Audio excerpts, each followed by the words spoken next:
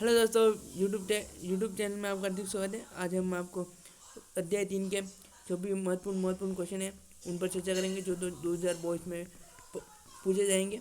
इसमें सभी पूरा चैप्टर कवर कर लेंगे। इसके साथ इसमें वस्तुनिष्ठ प्रश्न 2, रेगिस्तान 1 और अति लघुरात्मक 1 और लघुरात्मक 1 प्रश्न है, जो जिसमें अलग अलग प्रश्न की हम बात करेंगे। तो सबसे पहले हम देखते हैं वस्तुनिष्ठ प्रश्न में। सबसे पहला प्रश्न है गतिशीलता का ऐसा ही पद्धति के मात्रक तो मीटर स्क्वायर प्रति वेग इंटू सेकंड।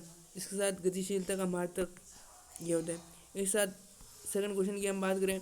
सेकंड के विद्युत धारा आई व अपन वेग वी डी में संबंध है, तो कौन सा संबंध है? I is equal to N E A V D. इसके साथ ये संबंध है, इसका आप याद रखें। और अगले क्वेश्चन की हम बात करें तो 1 किलोवाट में कितने जूल होते हैं? तो 1 किलोवाट में 3.6 इंटू 10⁶ जूल होते हैं। और इस साथ 1 किलो घंटा यानी 100 वाट इंटू 1 घंटा equal to 1000 into 300 watt second. इस साथ अगले क्वेश्चन की हम बात करें, क्वेश्चन नंबर 4, तो एक आदर्श सेल का आंतरिक प्रतिरोध कितना होता है? तो आदर्श सेल का आंतरिक प्रतिरोध 0 होता है। ये अभी पूछा गया था अर्धवार्षिक में, तो आप इसे अवश्य नोट रखें। और इस साथ अगले 5वें क्वेश्चन की हम बात करते हो, जब इस सेल से धारा ली जाती है तो तब टर्मिनल वोल्टेज का सूत्र होगा तो V equal to E minus I R, ये होता है सूत्र। और निरावेशन के समय V equal to E minus I R होता है, और आवेशन के समय V equal to E plus I R होता है। इसे आप अवश्य नोट रखें। और इस साथ अगले क्वेश्चन की हम बात करें तो छठा क्वेश्चन है, एक अश्व शक्ति में कितने वाट होते हैं? तो 746 वाट होते हैं। एक अश्व शक्ति में 746 वाट होते हैं। इसे HP से प्रदर्शित करते हैं। इस साथ हम अगले क्वेश्चन की बात करें, क्वेश्चन नंबर 7, दिए गए चित्र में धारा I3A क्षेत्रफल 6 इंटू 10⁻⁻6 मीटर स्क्वायर है, तो धारा घनत्व होगा। धारा घनत्व क्या होगा? 10⁶ एम्पियर प्रति मीटर स्क्वायर। इस साथ अगली धारा घनत्व का सूत्र ये होता है, इसे आप अवश्य नोट करें। इसके साथ अगले क्वेश्चन की हम बात करें, गतिशीलता की विमा क्या है? तो गतिशीलता की विमा है M इनवर्स L0T2A1। इसके साथ अगले 9वें प्रश्न की बात करें तो हम ये सॉल्यूशन वाला है, तो इसे आप सॉल्यूशन करें, जिसमें से 2.1 सेल का आंतरिक प्रतिरोध और ये धारा ओम है, तो इसका गुजरती है सेल का आंतरिक प्रतिरोध ज्ञात कीजिए, तो 0.5 ओम आएगा आंसर। इस सूत्र पे मान रखेंगे तो 2 वोल्ट, फिर इस सूत्र पे E equal to I R, फिर आई आर निकल जाएगा, फिर आर का मान ये निकल जाएगा। इसके साथ अगले क्वेश्चन की हम बात करें, 10वां क्वेश्चन, किरचॉफ के नियमानुसार किस विद्युत परिपथ में संधि पर धाराओं का बीजगणित योग्य शून्य होता है? किरचॉफ के नियम अनुसार ये होता है, प्रथम नियम पर I equal to I R 0 और द्वितीय नियम पर V इक्वल टू 0। इसके साथ अगले क्वेश्चन की हम बात करें, दिए गए चित्र में धारा I का मान होगा, तो धारा I का मान 7 एम्पियर होगा, क्योंकि ये 5 से आ रही है, ये 2 से जा रही है, ये 4 से आ रही है, और ये 4 से जा रही है, तो इन दोनों का योग इसके बराबर और शून्य होगा। इसलिए आप कर सके देख सकते हैं। सिंधी की ओर आने वाली धारा इक्वल टू सिंधी की दूर जाने वाली धारा, तो 5 या प्लस 4, इसको ऐसे सोल्व करेंगे तो 7 आएगा। के साथ अगले क्वेश्चन की बात करें तो अपन वेग तथा वीडी में निम्नलिखित कौन सी निर्भरता ओम के नियम का पालन करती है? तो वीडी इज प्रोपोर्शनल ई। ये क्वेश्चन आपको आ सकते हैं। और इस साथ अगले क्वेश्चन की हम, एक तार का प्रतिरोध आर है, उसकी लंबाई खींचकर पूर्व मान दुगना कर दिया जाए, प्रतिरोध का मान होगा तो 4 गुना हो जाएगा प्रतिरोध का मान। इस साथ अगले क्वेश्चन, जब बैटरी से जुड़ा तार धारा के कारण गर्म हो जाता है, तो निम्न में कौन सी राशि नहीं बदलती?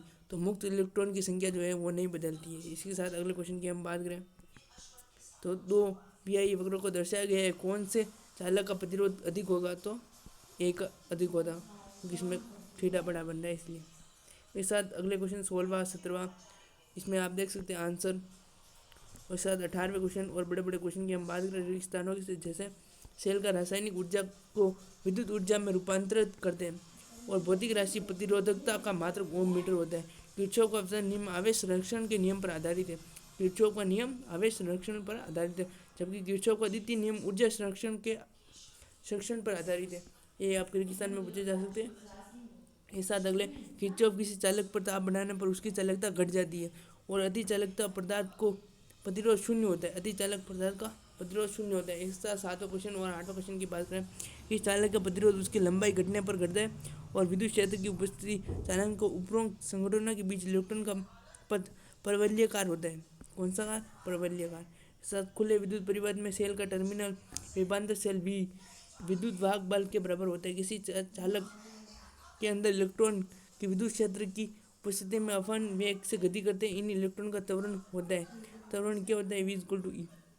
के साथ अगले क्वेश्चन की हम बात करें। ओम के नियम का सदिश रूप, ओम के नियम का सदिश रूप है equal to J equal to E minus inverse. इसका सूक्ष्म रूप है टाउ। और अदिश रूप की V equal to I are.